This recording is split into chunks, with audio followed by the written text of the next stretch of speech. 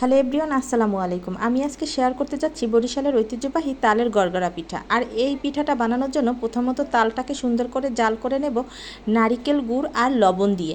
সুন্দর করে জাল করে তার ভিতরে আটা দিয়ে একটা ডো তৈরি করে নেব। আর এটাকে মাজার জন্য নিয়ে নেব চাল ভেজে গুঁড়ি করে। আরও রেখেছি এক্সট্রা একটু তাল আটাটার মাজার জন্য। তো যাই হোক, তাল আর চালের গুঁড়ো দিয়ে আমি সুন্দর মতো ডোটা তৈরি করে নিয়েছি। এবার ছোট ছোট শেপ করে আমি একটা পিঠার আকৃতি করে নেব।